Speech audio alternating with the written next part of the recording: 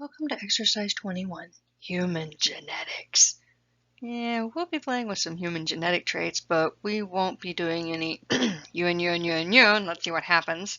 But we'll be talking about some theoretical Punnett squares. You will want to read over pages 215 to 218. Pay special attention to all the terms in bold, and know how to apply the terms in bold. Of all the subdivisions in biology, many students find genetics to be the most horrible awful thing they've ever encountered. Oh, wait, that wasn't what the lab book said. Some people will find it very interesting. Some people will find it very difficult. Many people do have an interest in why we are like we are, why hair, eyes, or skin are certain colors. Not sure you've ever really contemplated why you're human versus an amoeba, but a lot of this has to do with genetics. Now, humans are not the best form of life to study genetics. We know a lot more about peas, corn, and fruit flies than we do as humans, but because we're human, we're going to look at some human traits anyway. Now, humans are less well understood than other organisms. We do reproduce slowly, we're very complex, and society frowns on human breeding experiments. So, like I said, we won't be doing any of the you and you and you and you, and let's see what kids you've got. But we will be looking at some of the characteristics, and we'll be talking about some hypothetical Punnett squares, and we'll see if we can even see some real ones. On page 216, we'll be looking at your phenotype and genotype with regards to several superficial traits. Hopefully you remember the phenotype is the expression of the characteristic, while the genotype is the genetic letters. For example, you may possess earlobes which hang free rather than attached earlobes. Free earlobes would be your phenotype. We're going to let a big L represent the dominant gene for earlobes and little l for the attached earlobes. Sometimes you can determine your exact genotype. What genotype have you got if you've got an attached earlobe? Remember, attached earlobes are the recessive, so you'd have little l, and we'd know that right off the bat. No big deal. But what if you've got the dominant free earlobe? Your genotype could be big L, or it could be big L, little l. Oh, I remember this. We'll do a test cross. We are not test crossing you and you and you and you and you recessive over here. Y'all get together and see how many kids you can have and see how their earlobes are. We're not doing that. We're just going to say your genotype might be one of two possibilities, big L, or big L, little l. But if one of your parents has a recessive attached earlobe trait, what would your genotype have to be then?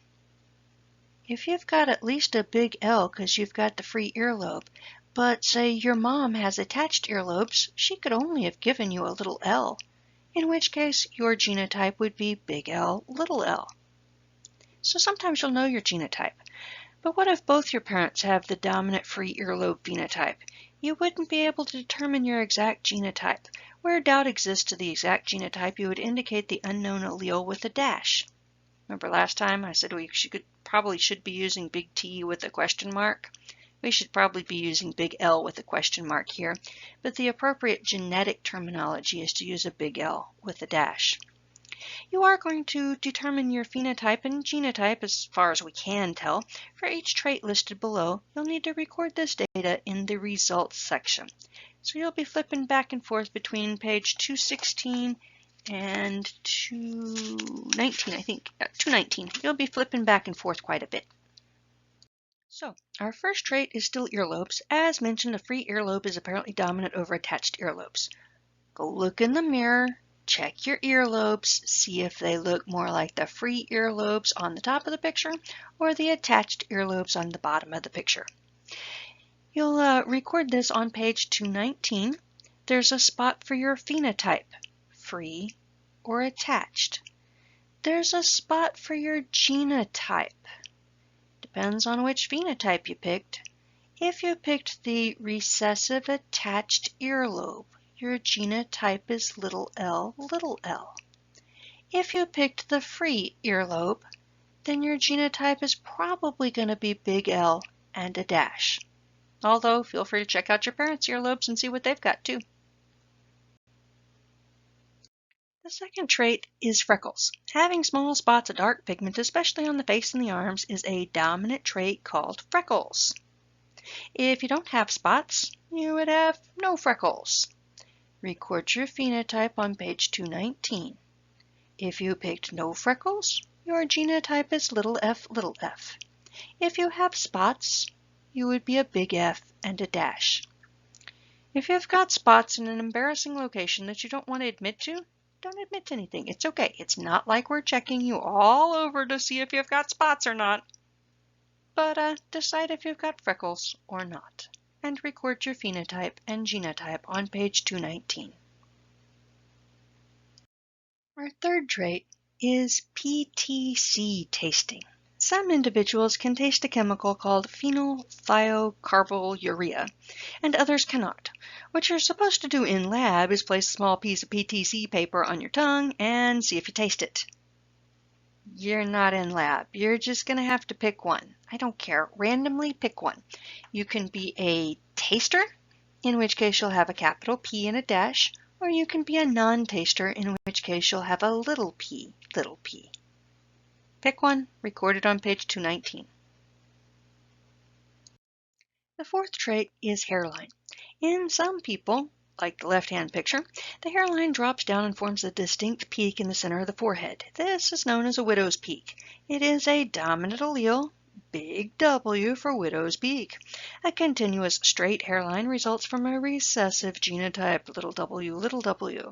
You may have to go look in a mirror and see if you've got widow's peak, big W and a dash, or a straight hairline, little w, little w. You may also have to skip this question if the gene for baldness has had its effect on your head and you don't remember from when you were younger. Yeah, don't look at my hairline. Thanks, Dad. Yeah, it looks like I have a widow's peak. I have slightly receding hairline on either side of the center of my forehead. No, really, you look at the baby pictures, I have got a straight hairline. You look at me now, it looks like I've got a little bit of a widow's peak going. At least I have hair. My brother's is all the way to the back of his head. Number 5 is the writing hand. Although environment can play a part, a dominant allele seems to cause many people to write predominantly with their right hand. That would be dominant. Big R is going to be right-handed. Left-handedness is caused by a recessive genotype. Little r, little r. Whichever hand you've got the pen in, go with that one. If you aren't ambidextrous, they don't know the genetics of that one. It's not like you're heterozygous or anything. So if you're ambidextrous, pick one. I don't care. Be abnormal. Be left-handed. Oh, wait, whatever. Pick one. Write your phenotype and your genotype on page 219. The sixth trait is hitchhiker's thumb. This characteristic, known in anatomical terms as distal hyperextensibility of the thumb, can be determined by bending the distal joint of the thumb back as far as possible.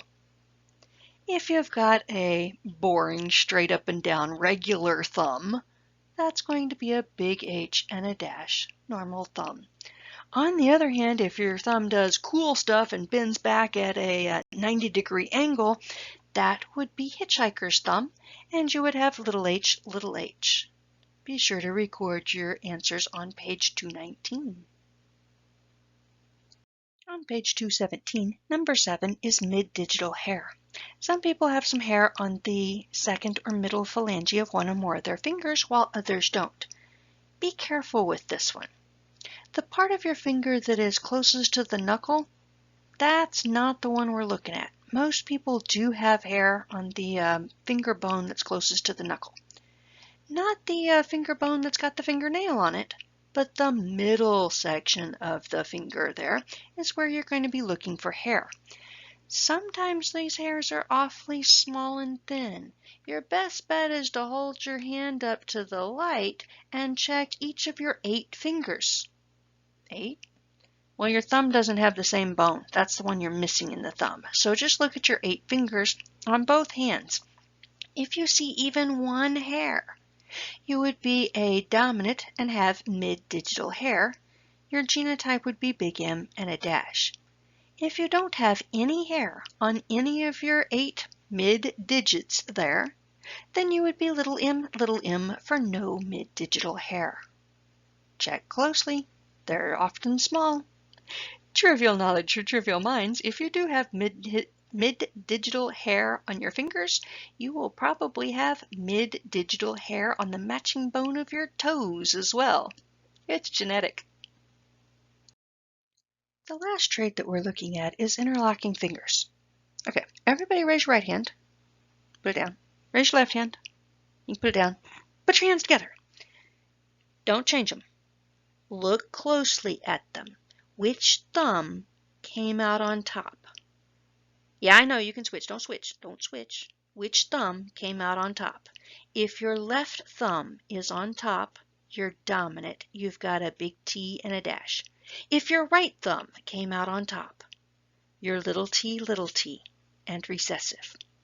But what's it mean? Nothing. It's just kind of there. I don't know. It'll feel better to hold hands one way or the other. The only thing I've got to tell you is try to find somebody to match up with your thumb compatible with so you can hold hands and you're not fighting over whose thumb goes on top. Yeah, well, I don't know. That's just a little weird thing. And yes, it is backwards from what hand you write with. With the writing hand, the right hand is dominant. With the interlocking thumbs, the left thumb is dominant. Go figure. Weird stuff. But do write your answers on page 219. On page 217, there's also some blood types. There are 3 alleles for the different blood types out there, and they kind of work together to make your blood type. You can have type A blood. The blood types are diploid, just like everything else, so you've got 2 copies of the gene. You might be homozygous A and have 2 A alleles, or you could be heterozygous A, where the A is dominant over an O. If you've got type B blood, you can be homozygous B, big B, or you can be heterozygous B and have not body odor. You'd have a B allele and an O allele.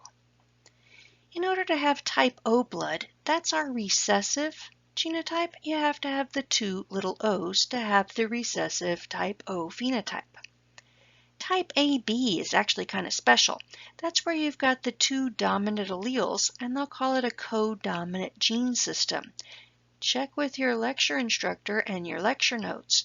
There's going to be usually codominant and incomplete dominance. Both involves having 2 alleles that make a different phenotype. A codominant system is going to have the 2 dominant alleles, making the weird phenotype.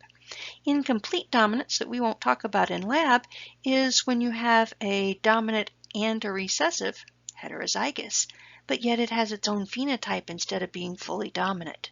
So it gets a little interesting out there. Anyway, we were supposed to be talking about blood typing. The lab book asks, can 2 parents with type B blood produce a child with type O blood?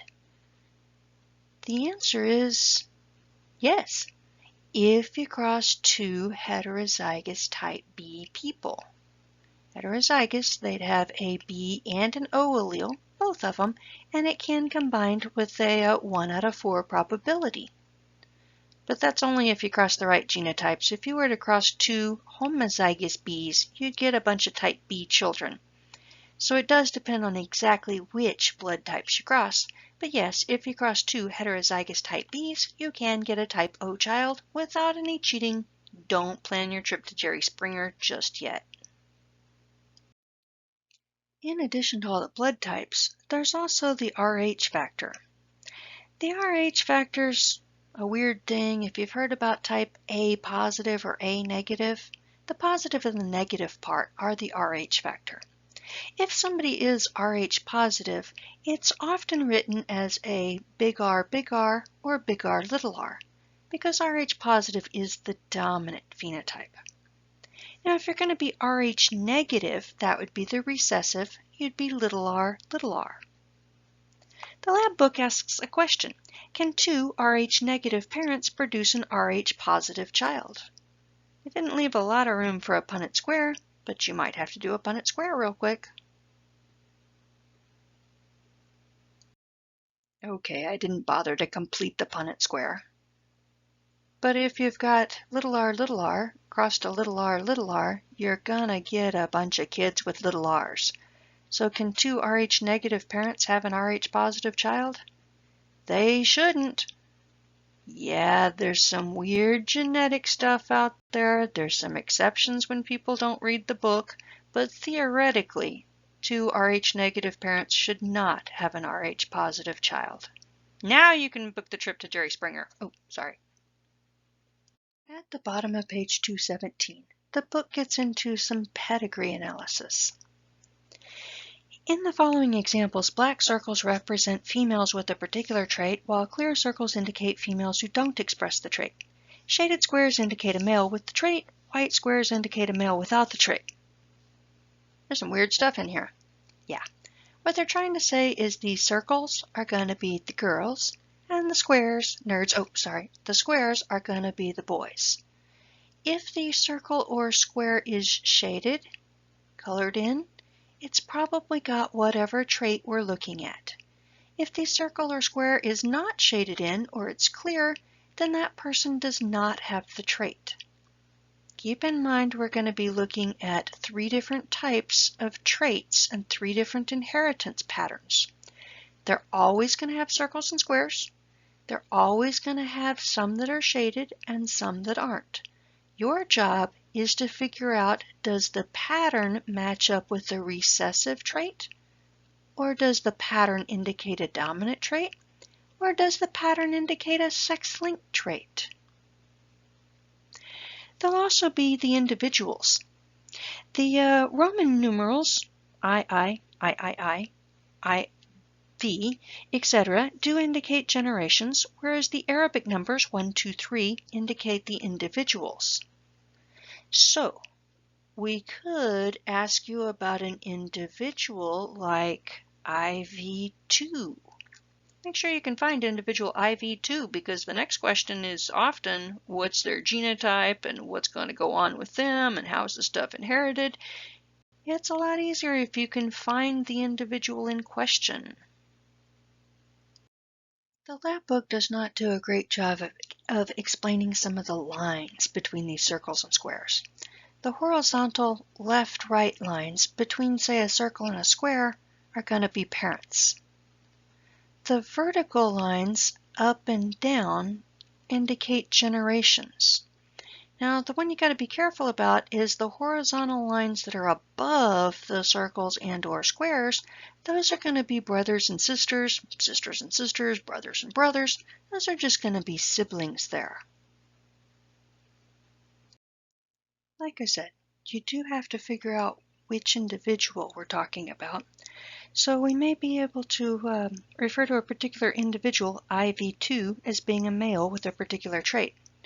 I know, on the picture IV2 is a little further down on the chart. Well, it worked out easier for the lines. But IV2, that would be generation 4, second individual, would be a male with the trait. Note the shaded square. The shaded means he's got the trait.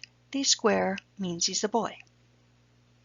Or you could look at individual II5 as being a female without the trait. II would be the second generation, 5th individual, circle so she's a girl, clear so without the trait.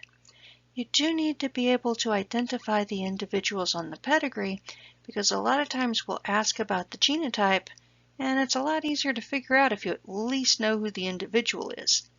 Sometimes it's not that bad. IV5 or II5 is generation 2 individual number 5. There's not a generation 5 and individual 2 to get it confused with. But for 2, you could have gone 1, 2, 3, 4 and 2 down and ended up with the wrong individual. So do be careful. Not all of our pedigrees on lab quizzes and lab exams have all the numbers on them either. Yeah, we make it a little more of a challenge sometimes. Be able to find the individual without the numbers on the actual pedigree. So, Looking at figure 21.1 on page 218, in this pedigree, each individual who expresses a trait has a parent who also expressed the trait. That's because this pedigree illustrates the inheritance of a dominant trait. A dominant trait is determined by a dominant allele. It will not appear in an offspring unless it also appears in at least one parent. No generations are skipped, and it often affects about half of the children, even if one parent is affected. So stuff you're looking for. No generations are skipped. Generation I has individual I1 affected. Generation 2 has individual II2 and II3 affected. Generation 3 has 2 people affected. Generation 4 has 1 person affected. They would have gotten their allele from their parent, who got it from their parent, who got it from their parent, who got it from their parent. No generations are skipped. All generations have the affected trait. It tends to affect half of the children. Now, many of these pedigrees are based on real people and their family members, so it may not add up exactly precisely half and half. Kind of like our 80 wrinkled seeds and our 20 smooth seeds. Sometimes we're just going to have to kind of guess and call it close enough. Be careful when you're looking at the children. Generation 1, individuals 1 and 2 are parents. 3 and 4 are parents. So when we start looking at this chart, we've got in the second generation, individual II1, II2, II3 would all be children. Generation 3, individuals 1, 2, 3, 4 would be more children. Generation 4, individuals 1 through 4 would be more children. There's 5 affected children out of 9 total children involved. That's still about half. It often makes it frequent on the pedigree just because not half the people, but half the children would be affected. An example of a dominant trait would be Huntington's disease, which is actually what's showing on this pedigree here. Figure 21.2 has a recessive trait. Recessive traits frequently skip one or more generations in a direct ancestral line. In figure 21.1, we're dealing with a recessive allele. Note that parents II2 and II3 do not express the trait, but their child III2 does. What are the genotypes of 2,2 and 2,3? They are going to be dominant because they don't have the trait, but they're going to have to carry a recessive allele. That way you can do the pedigree properly and get individual III2. Think about it a minute. 2,2 and 2,3 have to be heterozygous. I'd use a big A and a little a for them because albinism would be an example. Also sickle cell anemia, so you could use a big S and a little s. That's fine too. Figure 21.3 is yet another pedigree. This one is going to be a sex-linked or sex-linked recessive trait. It's going to affect more males than females. If you cross a carrier female to a normal male, neither parent is affected, none of the daughters will have any problems, but half the sons will be affected. If you see a lot of males on the pedigree, it's probably a sex-linked trait. Now the fact that this one skips generation 2, that's that part of the recessive thing. It is generally a sex-linked recessive trait. Technically, out there in the real world, there are some sex-linked dominant traits. Yeah, those are for science majors and genetics majors and stuff like that. As non-science majors, we're going to deal strictly with sex-linked recessive. If you see all the boys are affected, look for sex-linked. The fact that it skips a generation, if the question actually is more specific, look for a sex-linked recessive trait. Hemophilia is one that we'll talk about in this chapter, this lab exercise. We talked about color blindness in exercise 20. There are about 1,500 different genes that would be sex-linked. We're not talking about the rest of them. On page 219, number 1, we've got the results from your phenotype and your genotype. Ideally, the phenotype column has some words: free earlobes, freckles, tasters, widow's peak. Ideally, the genotype column has the letters. You probably have a lot of big letters and a dash, maybe a bunch of little letters like I do. These will change, yours will vary. Look at yours, not mine. Question number 2 is another dihybrid problem. Check with your instructor, but most of us are not doing dihybrid problems in lab, so never mind, we'll just omit it. If you really want to know, you've got to do the FOIL method on the parental genotypes. You get an A, B, or O with a big R or a little r. You fill in all the boxes, and there are actually 6 different possible phenotypes. Why we only put 4 lines on there? That I don't know. For the most part, we're omitting this problem anyway. At the bottom of page 219, number 3, in humans, albinism, the lack of pigmentation, is an inherited trait. On the following pedigree, on page 220, individuals with albinism are indicated with the red and the blue circles and squares. So, on page 220, letter A, is albinism passed as a dominant, recessive, or sex-linked recessive trait? Think about it for a second. Does it skip any generations? More boys than girls affected? Albinism is inherited as a plain recessive trait. Notice it does skip generation 1 and skips generation 3 entirely. It is not a sex-linked because we've got just as many girls affected as we do boys. So it's just a plain old ordinary recessive. So, letter B, what's the genotype of individual 3-4 if we use, say, a big A for the dominant normal allele and little a for the recessive trait? 3-4 is going to be a clear square. We don't really have to keep track of the X and the Y, but we do have to see if he's going to be big A, little a, or little a, little a. Think about it. I blew up the pedigree a little bit. Individual 3-4 is that first unshaded square there. Because they're unshaded, they are normal. They don't have the trait, so they're going to have at least one big A. Is it big A, or big A, little a? We don't actually have to run a test cross in this case. Because, look at IV4. That's going to be that male that's there. IV4 is going to be little a, little a. He's got albinism there. Where did he get his little a's from? Well, he'd have to get one from each of his parents. So both of his parents would have to be big A, little a in order to have the recessive kid. Think about it a little bit backwards there. It's kind of like our black guinea pigs versus the white guinea pigs. You're crossing the 2 heterozygous dominant individuals and getting the recessive out. The genotypes of 3-4 and 3-5 would both be big A, little a. Question C, what's the genotype of IV3? So 4-3 kind of blew out the pedigree a little bit over there. 4-3 is going to be a clear circle. We don't really care about the XX for the girl. It is clear, so they're going to be normal. So they could be big A, or they could be big A, little a. Hey, I got this one. It's going to be big A, little a, right? Has been on all the rest of them.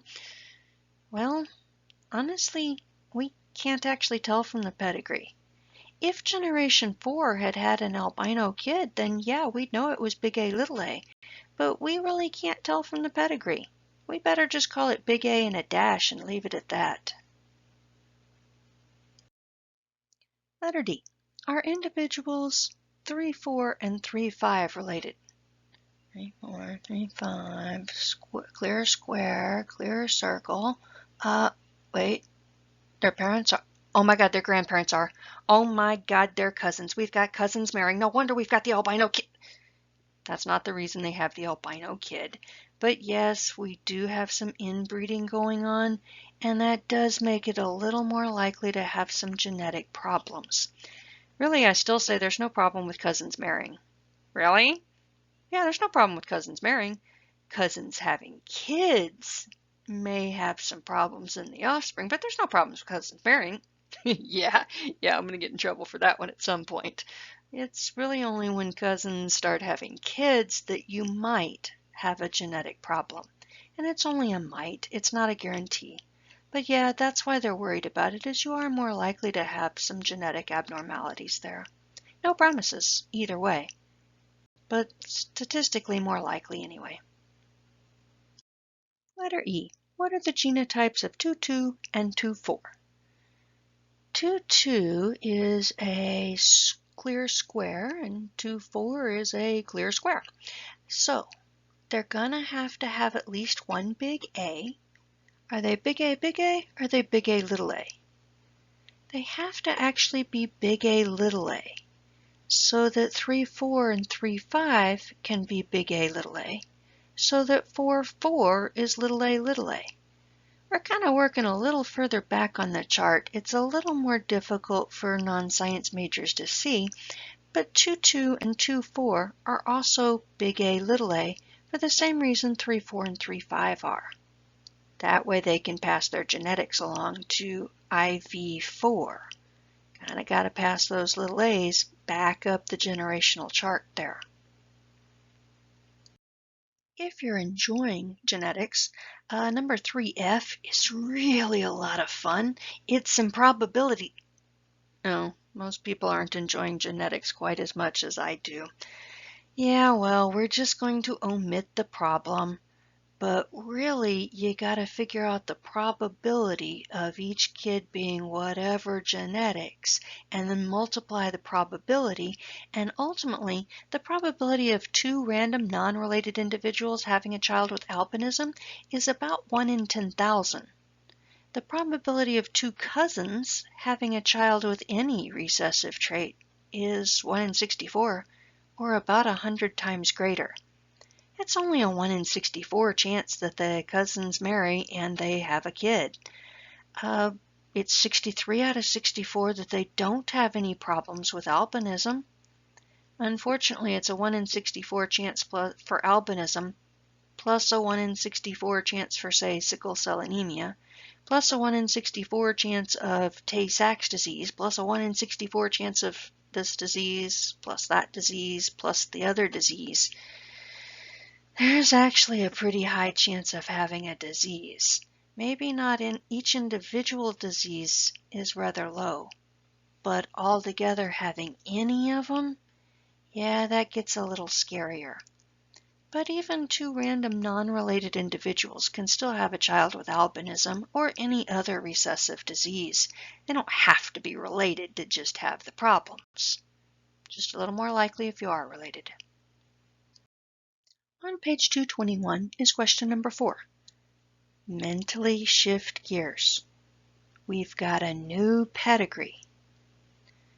We've still got the circles and squares. We've still got the shaded. We've still got the clears. But we've got a different disease. This one's going to be Huntington's disease. Based on the pattern, is it dominant, recessive, or sex-linked recessive? Huntington's is a dominant disease. It never skips a generation. Generation 1 has it, 2 has it, 3 has it, 4 has it, everybody has it. It's not that all the boys are affected rather than the girls, so there's close to equal numbers. Yeah, there's even more girls than there are boys, so it can't be that sex-linked thing. Now, it is a little interesting if you count up just the kids. There are 9 kids altogether, and 4 of them do have Huntington's disease. It's not exactly precisely half. How are you supposed to get 4.5 kids anyway? But 4 out of 9, 5 out of 9, somewhere in there is about half of the kids are affected. So, letter B. What's the genotype, big H or little h, of individual II1? Be careful. We're on a dominant gene system. big H is Huntington's and the shaded is the big H. Little h is normal and unshaded. II1 is an unshaded circle. She's going to be little h, little h. Hopefully everybody listening to my voice is little h, because big H is kind of scary and a kind of nasty disease. Question C. Are individuals 2-1 and 2-3 related? 2-1's a girl, 2-3's a girl. Oh my God, are they related? No, they're no relation. 2-1 is the guy's first wife, 2-3 is the guy's second wife. So, honestly, it's probably the ex-wife and the widow. Oh, sorry. The guy 2-2 probably dies from his problem. So it's his ex-wife and his widow. They're no relation, they just happen to have married the same guy at different times. Mentally shift some more gears. At the bottom of page 221, we've got a new pedigree. Still got our circles and squares, still got our shaded and unshaded. On page 222, is hemophilia passed as a dominant, recessive, or sex-linked trait? Ooh, look at all the affected males. That's going to be a sex-linked. Did you notice we skipped generation number 1 as well? So yeah, it would be a sex-linked recessive. Letter B. What's the genotype of individual 2-2? 2-2 is going to be a square, clear square. Male without the trait. Now, remember we got to keep track of our X's and Y's, our big N's and little N's. An X with a big N is going to be normal clotting. X with a little n is going to have hemophilia. The Y chromosome is the male chromosome. It doesn't have a big N or a little n. So II2 is going to be a male. He's got to have an X and a Y. He does not have the trait, so he's got an X with a big N and a Y. Letter C. What's the genotype of individual II3? II3 is going to be that clear girl. She is a female, so she does have 2 X chromosomes. She does not have the trait, so at least one of those X chromosomes have a big N. But take a look at generation number 3. We've got 2 boys who do have whatever problem it is. In order for the boys to have whatever problem, they're going to have to get a recessive X with a little n from mom, because their Y chromosome comes from dad. So their problem actually comes from mom. Mom there, 2-3, is going to be X with a big N, X with a little n. Letter D. If individuals 2-2 and 2-3 have more children, what's the probability their next daughter will have hemophilia? Remember we said individual 2-2 was X with a big N and a Y, and individual 2-3 was X with a big N, X with a little n. We've got a big old space at the bottom to write in your Punnett square. Make sure you keep your X's with your big N's in front of your X's with your little n's, and your X's with a big N in front of your Y's. Letter D was asking about the probability of their next daughter. So at that point, ignore the row with the sons. The first daughter, X with a big N, X with a big N, nope, no problem. Second daughter, X with a big N, X with a little n, no real problems. Yes, she's carrying a recessive allele, but because she's got that first X with a big N, there's no problem. The probability of having a daughter is 0 out of 2 girls. Letter E. If individuals 2-2 and 2-3 have more children, what's the probability their next son will have hemophilia? At that point, ignore the row with all the girls. The first son in the box is going to be X with a big N and a Y. The second one, X with a little n and a Y. We got a problem there. 1 out of 2 boys, or 1/2 of the sons, 50%, would be the answer to letter E. Letter F. If individuals 2-2 and 2-3 have even more, how many kids were these currently having? What's the probability their next child will have hemophilia? We've got 1 child out of 4 kids would be 1 out of 4, or 25%. Be sure that you can identify people on the pedigree. Be sure you can tell if it's dominant, recessive, or sex-linked. Be able to work with some of the genetic problems on the phenotypes and the genotypes. We can ask all sorts of questions on a lab quiz or lab exam.